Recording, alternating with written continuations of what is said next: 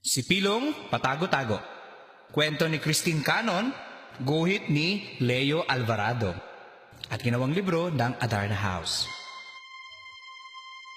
Pilo! Pilo! Saan ka ba nagtatago? Pilo! Pilo! Pumasok ka na sa bahay. Maligo ka na, anak. Kanina ka pa naglalaro sa labas. Nang biglang, may narinig si nanay na, Bulaga! Nay! Hindi nyo alam, nandito lang ako. Nakatayo ako ng tuwid sa likod ng poste. at may naghahanap na naman kay Pilo. Pilo?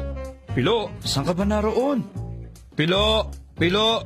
Gutom na ang alagang isda mo. Halika, Pilo. Pakainin mo na ito. Papasok na ako sa opisina. Nang biglang may narinig si tatay na, Bulaga! Ay, di nyo ako nakita, no? Nandito lang po ako sa ituktok ng aparador. may naghahanap na naman kay Pilo. Pilo! Pilo! Saan ka naman nagsuot? Pilo! Lumabas ka na! Malamig na ang tanghalian mo. Kanina pa ito nakahain sa mesa. Nang biglang may narinig si Ate Bebeng na, Bulaga!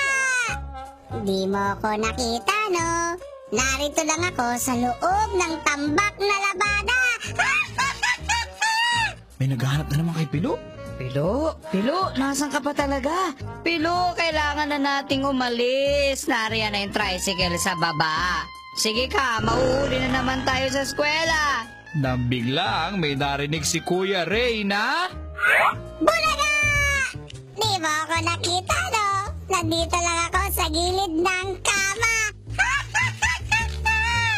dumating na si Pilo galing sa school. May naghahanap na naman. Pilo! Pilo! Aalis na tayo, anak. Pilo, bibili tayo ng pantalon mo.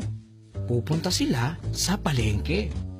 Nang biglang may narinig na naman si nanay na, Bulaga!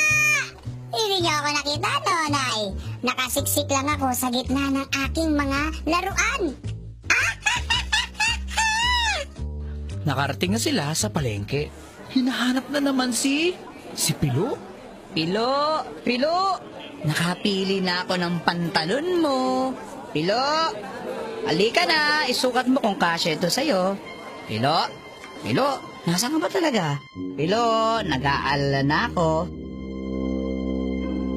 Sabi naman ni Pilo, Bakit kaya hindi pa rin ako nakikita ni Inay? Ang tagal ko nang naghihintay, Nakangangalay na.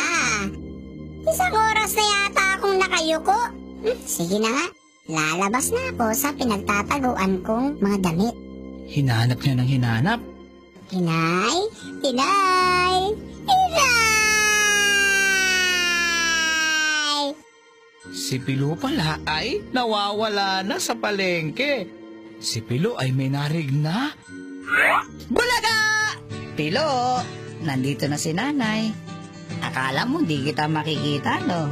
O sige anak, tahan ka na anak. Nandito na si nanay. Kaya sa susunod huwag ka na magtatago kung saan-saan. Okay? So yan po yung ating kwento, si Pilong Patago-Tago.